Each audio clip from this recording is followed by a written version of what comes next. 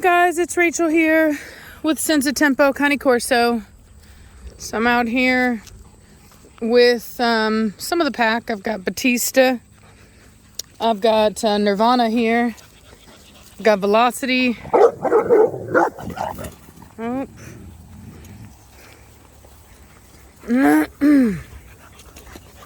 So Nirvana said back off me, give me my space. She's not in a good mood right now. Look at her being super dominant.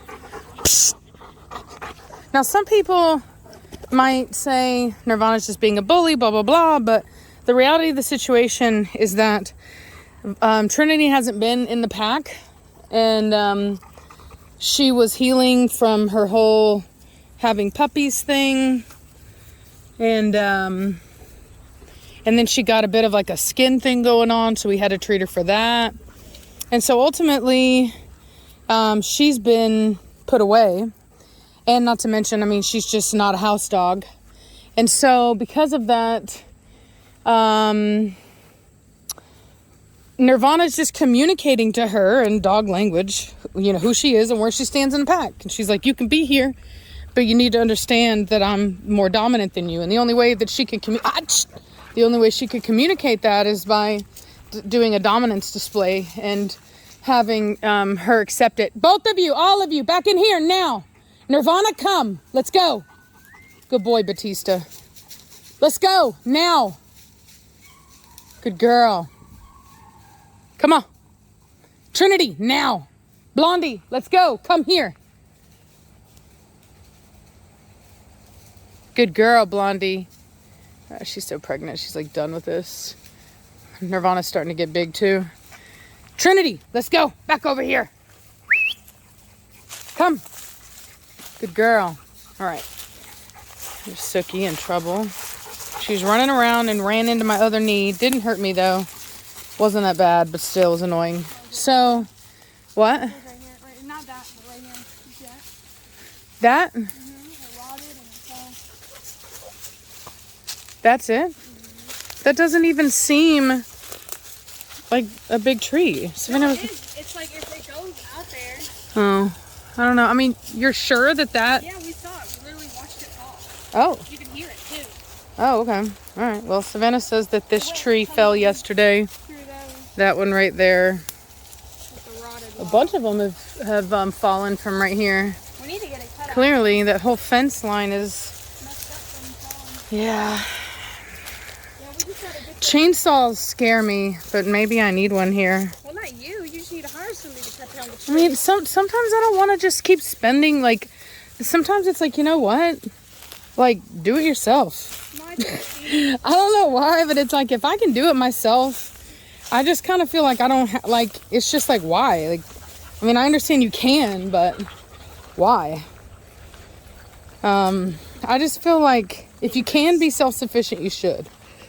Granted, I understand that at a certain point, you got to prioritize your time, but I do kind of feel like living out here, I may very well need to be able to manage my trees a little bit better. I've decided I'm going to remove all the pines out of here, or at least the majority of them. I think I'll probably leave this one right here, but most of them really aren't doing much other than fighting with the good trees. And it's just kind of choking the yard. It kind of sucks, right? Because like I love trees and I hate the idea of even cutting down a tree. And it took me a while to even accept the fact that I probably should. But yeah, I probably should. What's up, big dog? Would you be down? Would you jump on me, punk? Would you jump on me? You big old dog. You big old boy. Would you big old? Oh, you got some nasty eyeballs. What's up with that? Well, will you rinse his eyes a little bit or wash his eye? He's got some gunk in his eye. Yeah, all of the dogs have been getting, you know, like a little bit, I don't know what is in season here, but something's making them cough and they get crusty eyes. And so it's just a reality of the situation about living in a high allergen area. I contacted a guy to cut my grass. I know I am going to get a mower, but with it being so close to winter, I feel like I would better prioritize my money if I just had it cut until next year, and then I can save up and get a nice mower. But I'm just trying to. So we had kind of this crazy moment yesterday. Reese and I went to Delaware to get a litter of puppies' ears done, and while we were there, the vet, her air conditioning unit stopped working, and it was not even really a super hot day. It's like in the 90s, but you know, it's not horrible. And so we were talking about it, and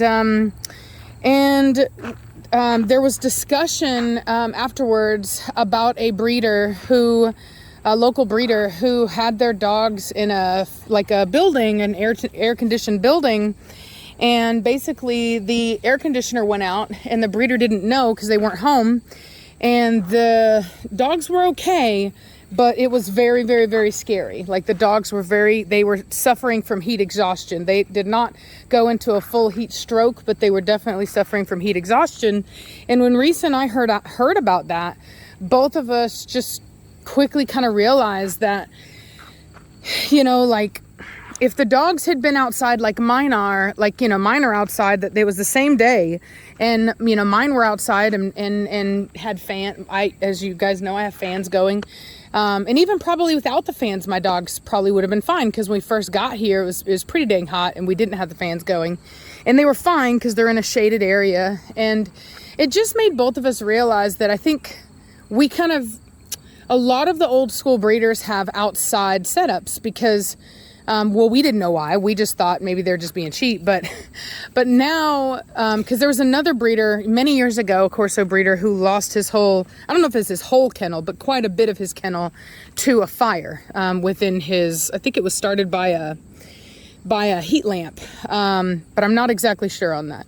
But regardless, lost a pretty significant amount of his kennel to fire. And so I kind of just feel, both Reese and I were like, look, like, what is the safest way? Trinity, no ma'am, back over here.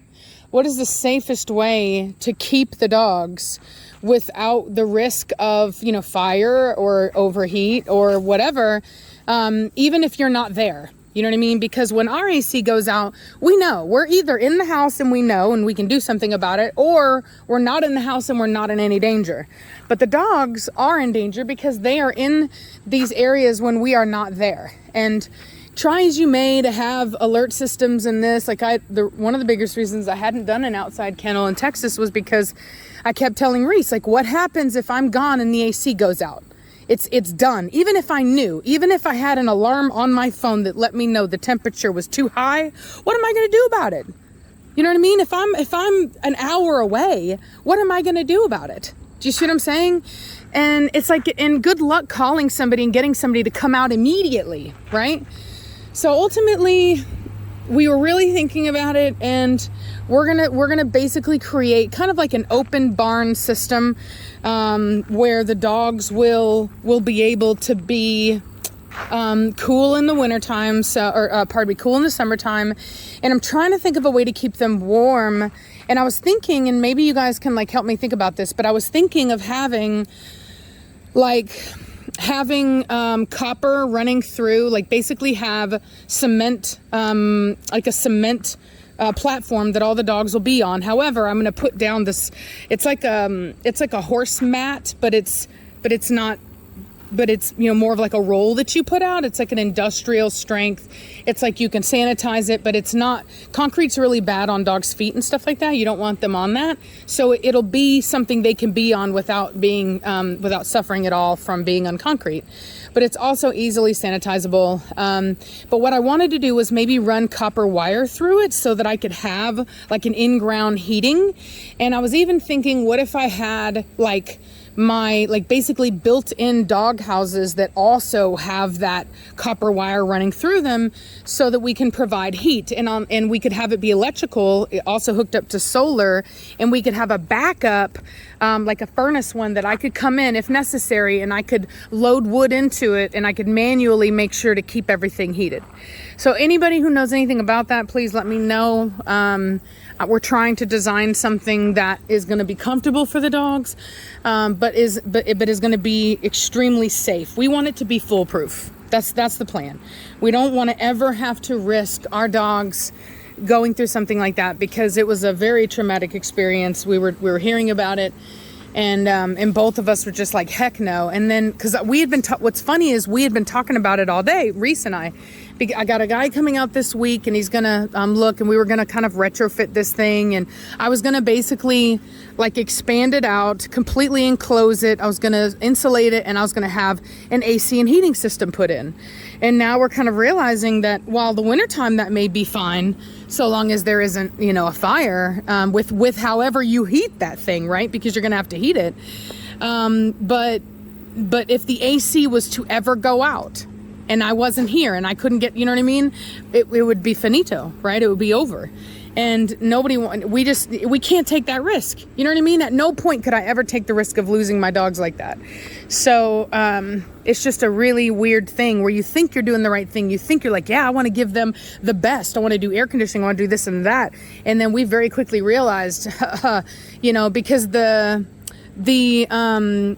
vet, her system was rated for like 1,000 square feet, and her building was, I think she said, like 300 square feet. So there's like no reason for it to have gone out. And I think the same thing was true with the other person. I think they said their AC system was built for 800 feet, and they literally had the dogs in like, something like a, it was a couple, I think she said 300 square feet. And she didn't have a whole lot of dogs. She only had like 4 dogs, and it still was a problem.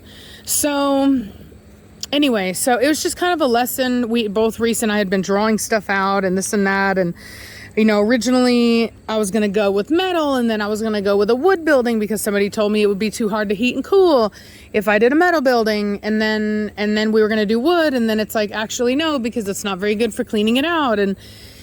And then, of course, like I said, I mean, maybe we do, I don't know. Well, I'm just going to have to say, I'm still not done figuring it out. But what I do know is that I'm going to do an open system. I'm going to do open, big, huge industrial fans with a misting system for the summertime. That'll be perfect for them. There won't be any need for anything more than that. And then I'm trying to think of something that we can do for the wintertime. I'm thinking of having like this kind of, I'm going to draw it. So it's like a metal building, and it has like a up, and then it has these like, I should have done it like this. It's like that, and then up, and then that, right? And so I'm thinking, on the sides that come out, those will be the kennel runs, and then we'll have the inside. So there'll be an internal kennel system inside. And then that's where the dog houses will be. And that will be able to be like, basically I want it to be able to be closed off in the wintertime. I prefer metal. That way, whatever we have to use to heat them, I'm going to try to see if they have like industrial, like safer heat lamp type situations. But it would be all metal in that case, because I don't want to have to worry about anything catching fire. Like there shouldn't be any. Y'all better get back over here now. Lady, get over here. That's a bad dog. Batista, get over here. You would. Get over here. I have to put some kind of like hog pen, whatever they call it, panels. Quit. No, you quit. You quit. So anyway, so I'm, like I said, I'm trying to be as safe as possible. I'm trying to think forward. I'm trying to learn from the mistakes of those around me so that I can avoid repeating or making those mistakes. So if you have any ideas, just give me a holler. Definitely interested. I'm gonna get inside. It's muy caliente afuera. So anyway, I'll talk to y'all later. Bye.